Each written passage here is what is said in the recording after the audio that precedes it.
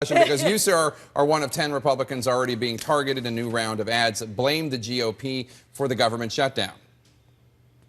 Jeff Denham joined with Tea Party Republicans in Congress and shut down our government, putting hundreds of thousands of Americans out of work. Also joining our political panel this evening, John Harris, the editor-in-chief of Politico. Of course, we're joined, as always, by Gloria Borger and Dana Bash. So, Congressman, these ads paint you as a Tea Party Republican. They have a picture of Ted Cruz. This could hurt you in fall 2014, or no?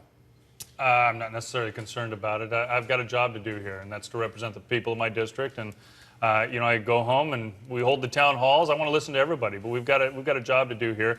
That huge amount of debt that we have is a big concern as well. John, you want to get in here? You feel free to ask a question if you want. Well, there's no question that Democrats are going to try to make you, even though you're not a primary sponsor of the strategy, try to make you pay with ads again and again. So even your mother, Jerry Strand, will be saying, I'm not so sure about this guy. I mean, is that going to... She'll never change her mind. You must be frustrated that members of your own party don't seem to have a sensitivity to people like you and your situation in California.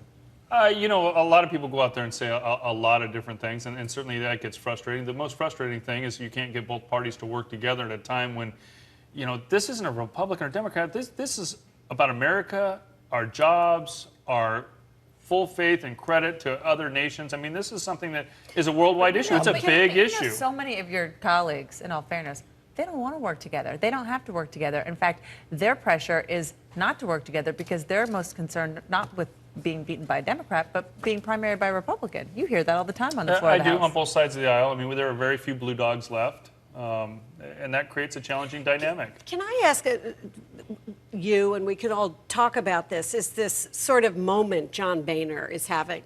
I mean, tonight. He might be worried about what's going to happen in his caucus tomorrow. Right now, He's probably... I mean, John Boehner is not a guy who seems to carry his problems around with him. He's kind of low-key. He goes out and smokes a cigarette when he gets nervous.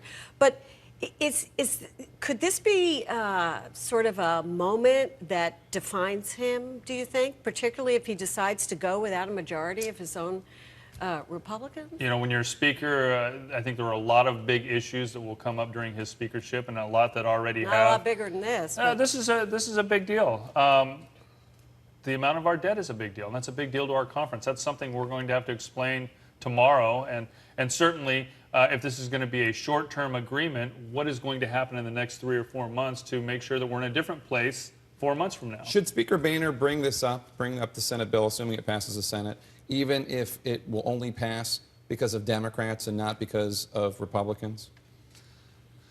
I think it's a discussion we have to have. I mean, again, whether or not... How important is it to you that it get the majority of the majority as opposed to just the majority of the entire House, to you personally?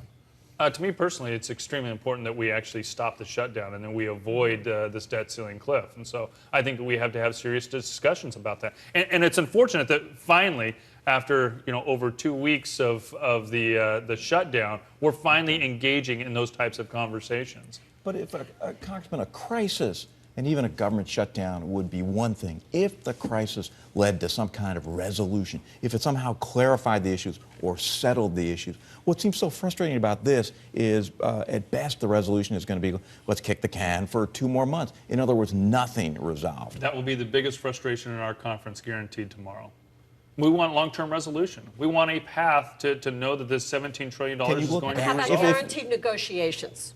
Sort of, if they say, Yes. okay, we're going to negotiate and we're going to get done by December. And that is what's 15 allegedly in this deal. It is to say that the budget negotiations have to start and they have to finish by December 13th. Now, we all know that they've made deadlines for themselves. Well, Dan, but they you're don't. up there all the time. Is there any dynamic? Because I feel from afar, as an editor, well, it always looks like there should be a deal. And in fact, if you could get the parties in a room, no cameras, it would take them maybe 30 minutes to get the deal. But how many times can we be tricked by this? It's in 2011, time after time after time.